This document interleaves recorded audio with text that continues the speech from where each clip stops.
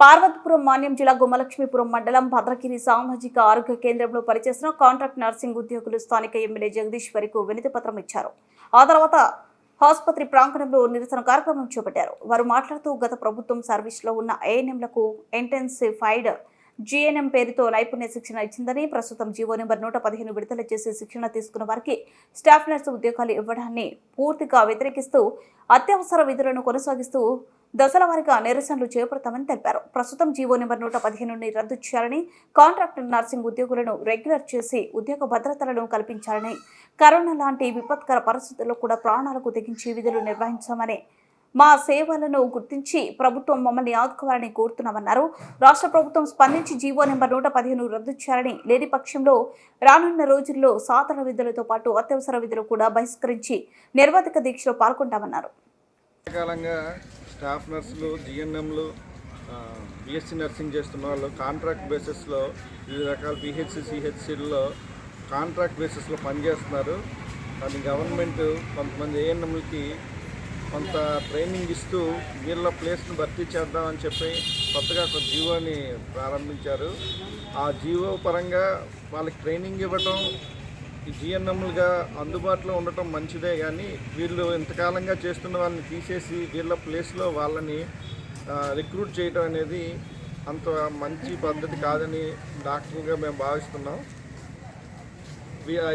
అందుకోసం వీళ్ళని ఇలా కంటిన్యూ చేస్తూ వీళ్ళకి అదనంగా హాస్పిటల్కి బలంగా చేకూర్చడానికి వాళ్ళని అదనంగా రిక్రూట్ చేయాలి, కానీ వీళ్ళు ఎవరిని విధుల్లోంచి రిక్రూట్ చేయడం కానీ లేకపోతే వీళ్ళనే పర్మనెంట్గా ఆ పోస్టులో రిక్రూట్ చేయడానికి ఏదైనా జీవో కానీ లేకపోతే అనుమతి కానీ ఇస్తే బాగుంటుందని డాక్టర్గా మేము అందరం భావిస్తున్నాం.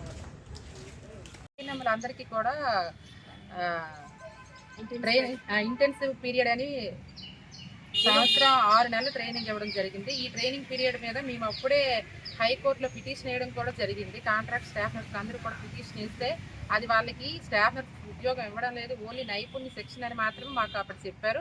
ఈ నైపుణ్య శిక్షణ అనేసి మాకు చెప్పి ఇప్పుడు సడన్గా జీవో 115 రిలీజ్ చేసి దాని ద్వారా మా regular contract staff nurse post అన్ని కూడా ఏ నెంబర్కి ఇవ్వడంలో ప్రభుత్వం మాకు అన్యాయం చేస్తుందని మేము ఇప్పుడు బాధతో ఉన్నామన్నమాట. కాబట్టి మా బాధను అర్థం చేసుకొని మా పోస్టుల్లో ఎవరైతే అర్హత ఉందో, ఏ స్టాఫ్ నర్సులు అయితే కష్టపడి సర్వీస్ని అందిస్తున్నారో వాళ్ళని మాత్రమే రెగ్యులర్ చేసి, ఏ నెంబర్లకు కూడా రెగ్యులరైజేషన్లు ఉన్నాయి కానీ వాళ్ళకి మా పోస్టులో రెగ్యులర్ చేయకుండా వాళ్ళకి కూడా రెగ్యులరైజేషన్ చేసి వాళ్ళు ప్రమోషన్స్ హెచ్వి, సిహెచ్ ఆ విధంగా ఏఎన్ఎంస్ ప్రమోషన్లో వెళ్ళాలి, కానీ వాళ్ళతో స్టాఫ్ నర్సుల పోస్టులో వేయకూడదు. ఎందుకంటే ఇప్పుడు మా డిపార్ట్మెంటే కాదు, మన రాష్ట్రంలో చూస్తే ప్రతి డిపార్ట్మెంట్లో ఉన్నాయి.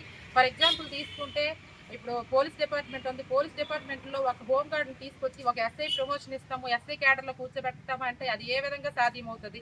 అదేవిధంగా ఒక ఎలిమెంటరీ స్కూల్ టీచర్ని తీసుకొచ్చి ఒక స్కూల్ అసిస్టెంట్ పోస్ట్ ఇస్తామంటే ఏ విధంగా సాధ్యమవుతుంది? ఏ డిపార్ట్మెంట్కి లేని విధంగా మా ఒక్క మెడికల్ డిపార్ట్మెంట్లో మా స్టాఫ్ నర్సెస్ మాత్రమే ఎందుకు ఇలా వివక్షత చూపిస్తున్నారు? ఏఎన్ఎంలు తీసుకొచ్చి మమ్మల్ని స్టాఫ్ నర్సెస్ పోస్టులో ఎందుకు కూర్చోబెడుతున్నారు? అంటే ఇంతవరకు ఏఎన్ఎంలు కానీ ఆశా వర్కర్లు కానీ రోడ్లెక్కి వాళ్ళు ధర్నాలు చేశారనా? ఇంతవరకు ఏ స్టాఫ్ నర్సులు కోవిడ్ టైంలో కూడా మాకు జీతాలు లేని పరిస్థితుల్లో కూడా మేము ధర్నాలు చేయలేదే. మా